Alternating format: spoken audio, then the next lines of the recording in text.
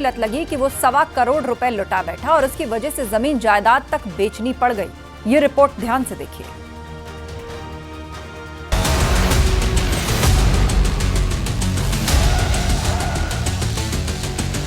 देश में real money online gaming पर बैन लग चुका है, लेकिन आंकड़े बताते हैं कि ऑनलाइन गेम खेलने वालों की संख्या करोड़ों में है। ये ऑनलाइन गेमिंग प्लेटफॉर्म करोड़ों जीतने का ख्वाब दिखाते रहे हैं, लेकिन इसकी लत लगने की वजह से कई लोग बर्बाद भी हो चुके हैं। सुल्तानपुर के एक शिक्षक को ऑनलाइन गेमिंग की ऐसी आदत लगी कि वो उससे बाहर नहीं निकल पाया।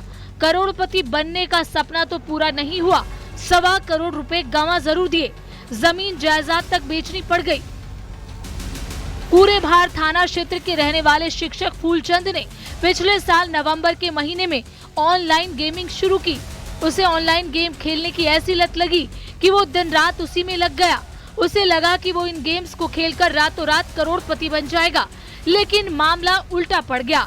फूलचंद गेम खेलते खेलते लगभग 1 करोड़ 25 लाख रुपए हार गया, जिसकी वजह से उनका परिवार अब आर्थिक तंगी से गुजर रहा है, जिससे घरेलू जरूरतें पूरी करना भी भारी पड़ने लगा है।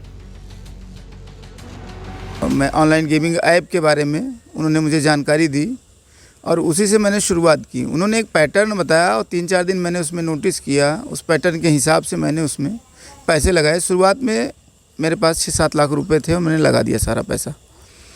लेकिन उसमें मुझे ऐसा लगा कि जैसे कोई ऊपर से मॉनिटर कर रहा है। जो पैटर्न चल रहा था उस पैटर्न को जब जैसे ही आप बड़ा बेट लगाते हैं वैसे जो है वो हार जाते हैं आप।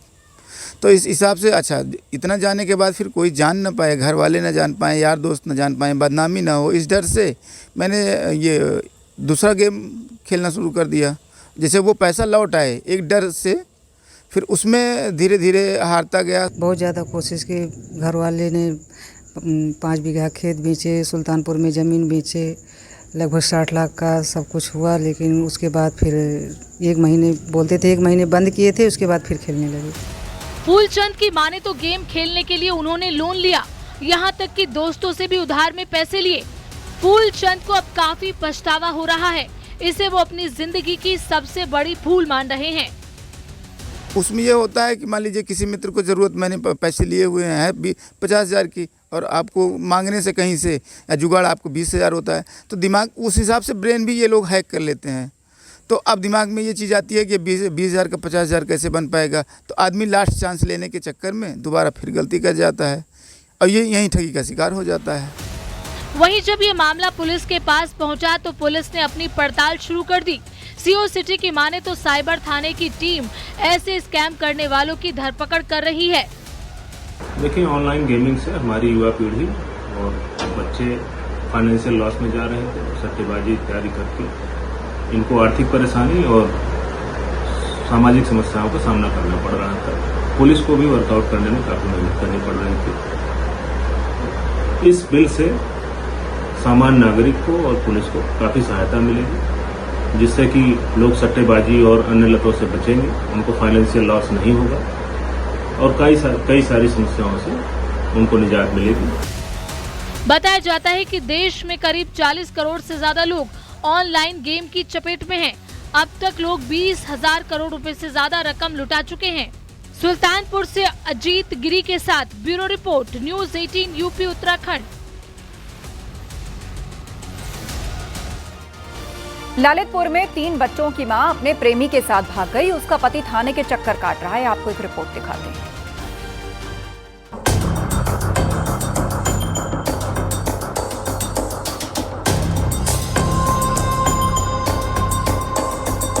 पत्नी के गम में पति रो रहा है।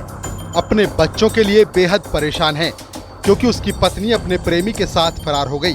3 बच्चों का पिता अब इंसाफ के लिए थाने के चक्कर काट रहा है। उसकी अपील है कि उसकी पत्नी का पता लगाकर उसे घर लाया जाए, क्योंकि मां के घर में न होने से बच्चे बेहद उदास हैं। हलक से निवाला नीचे नहीं उतर रहा। शख्स का नाम आनंद है, जो हनुपुरा गांव का रहने वाला है। उसका कहना है कि उसने अपनी पत्नी से फोन पर बात करने की कोशिश की, हालांकि उससे बात भी हुई है, जिसमें उसने घर लौटने की बात भी कही। बात नहीं करती, कभी कभार करती तो ऐसे करती कि हाँ लालच दे दी थी कि हम आ रहे और कोई भी सुनवाई नहीं करती। बोल दिया मेरे को तेरे से तलाक लेना है, लेकिन मेरी कोई सुनवाई नहीं होती है। या तो ये बोल दे कि हमें तेरे साथ नहीं रहना है, रहना हो तो आ जाए और नहीं रहना हो तो सीधी हमें तलाक दे दे। वैसे आनंद का कहना है कि उसकी पत्नी 1.5 महीने पहले अपने प्रेमी के साथ भागी है। अपने साथ वो लाखों रुपए और गहने भी लेकर गई है। चीज वसत ले गई। वो 5 लाख रुपए रखे थे, 30,000 खाते में थे और 5 लाख रुपए थे गोदरेज में, वो भी ले गई। और जो जेवर था अपना जो मतलब उसमें चढ़ाए में चढ़ाते हैं, मंगलसूत्र, हार, बिछोड़ी, पायलें, झुमकी, सब ले गई, सब लेके चली गई। आनंद की शादी करीब 14 साल पहले हुई थी। शादी के बाद 2 बेटियां और एक बेटा पैदा हुआ। आनंद का कहना है कि उसकी पत्नी ने अपने बच्चों की परवाह तक नहीं की। अब उसने एसपी से मदद की गुहार लगाई है। प्रार्थना पत्र देकर कार्रवाई की मांग की है। ललितपुर से अभय श्रीमाली के साथ bureau report, news 18, UP Uttarakhand. America की सख्त टैरिफ नीतियों के बीच चीन में एक बड़ी कूटनीतिक हलचल। पीएम मोदी, चीन के राष्ट्रपति शी जिनपिंग और रूस के राष्ट्रपति व्लादिमीर पुतिन की मुलाकात होने जा रही है।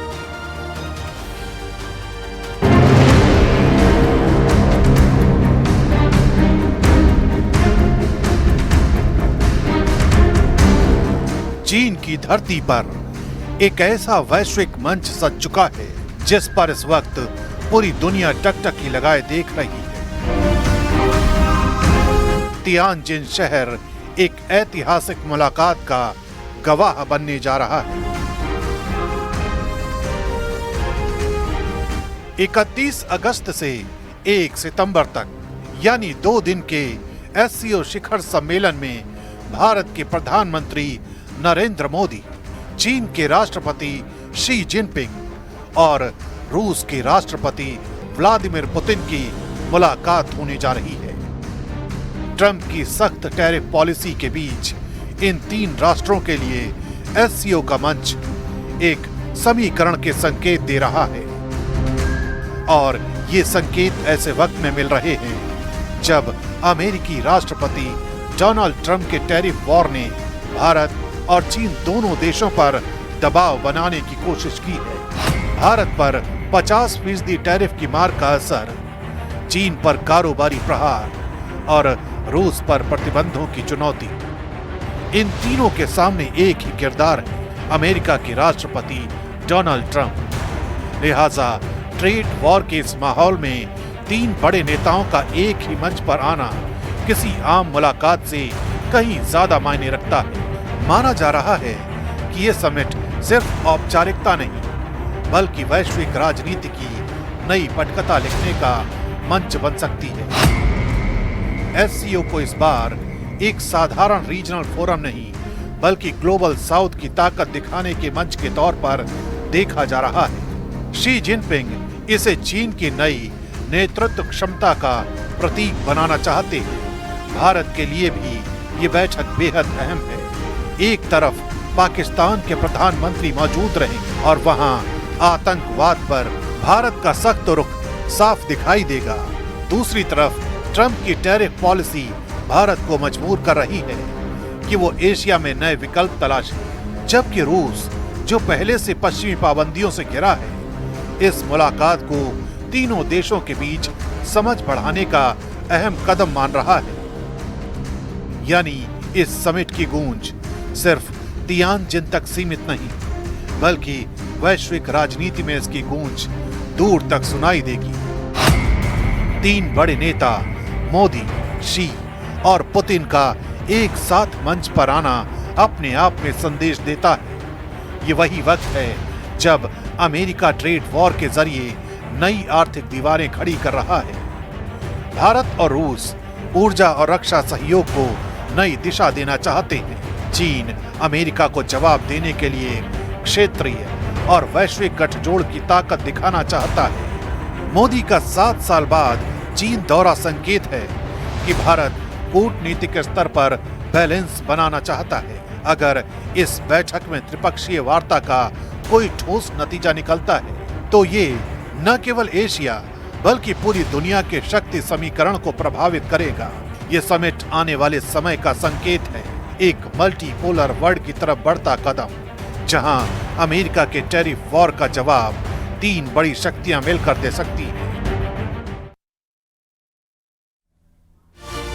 और वक्त एक ब्रेक का है, जल्द लौटेंगे।